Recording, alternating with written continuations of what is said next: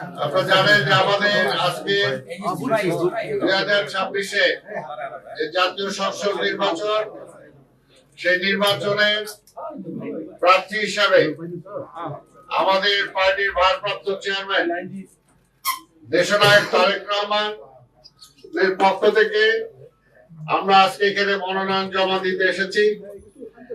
আমি ওনার chief coordinator এবং প্রধান নির্বাচনী এজেন্ট, আমার সাথে আমার সহকারী কোঅর্ডিনেটর ডক্টর ডোনার আছেন এবং আমাদের মহানগর উত্তর বিএনপির সংগ্রামী আহ্বায়ক আমিনুল হক সাহেব সহ আমাদের 5 জন প্রতিনিধি আমরা এখানে এসেছি ওনার পক্ষ থেকে মনোনয়ন পত্র জমা দিতে। মনোনয়ন পত্র আমরা এই মাত্র জমা দিলাম। আজকে আপনাদের মাধ্যমে দেশবাসীর কাছে দোয়া চাই যে দীর্ঘ 17 বছর যে নেতাকে দেশের বাইরে রাখা হয়েছিল, সেই নেতার উপরে যে কি অত্যাচার, নিপীড়ন, নির্যাতন হয়েছে সেগুলো আপনারা জানেন।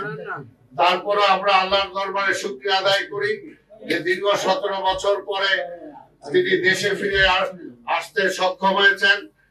তাই আমরা জনগণের কাছে দোয়া চাই এবং আগামী নির্বাচনে আমরা বিশ্বাস করি যে এই নির্বাচনী এলাকা থেকে বিপুল ভোটে, জনগণের ভোটে তিনি দল মত নির্বিশেষে সকলের ভোটে তিনি নির্বাচিত হয়ে আগামী দিনে বাংলাদেশের প্রধানমন্ত্রী, সরকার প্রধান হিসাবে, প্রধানমন্ত্রী হিসাবে দায়িত্ব পালন করে দেশের আজকে যে ক্রাইসিস, দেশ যে একটা সংকটের মধ্যে পড়ে আছে, এই সংকট থেকে উত্তরণ ঘটনাতে উনি সচেষ্ট হবেন।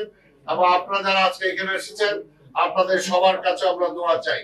আজকের এখানে বেশি কোনো বক্তব্য দিতে চাই না আমরা। উনি তো বাংলাদেশের যে কোনো জায়গায় করতে পারেন, আর 17-তে জানেন যে উনি 17-তে ভোটার হয়েছেন, এটাও একটা বিষয়। এবং 17-তে এর আগেও এই নির্বাচনী এলাকায় ওনারা ভোটার ছিলেন। ওনার বাসা ছিল যে ক্যান্টনমেন্টে, সেটাও এই নির্বাচনী এলাকার বেগম খালেদা জিয়া, উনিও এলাকার, কাজে এলাকার প্রতি তো একটা আলাদা একটা টান তার আছেই। সেই কারণেই সর্বশেষ শেষ মুহূর্তে সবার অনুরোধে তিনি এখান থেকে প্রার্থী হয়েছেন এবং আমরা বিশ্বাস করি এলাকার জনগণ স্বতঃস্ফূর্তভাবে তাকে ভোট দিয়ে বিপুল ভোটে নির্বাচিত করবে।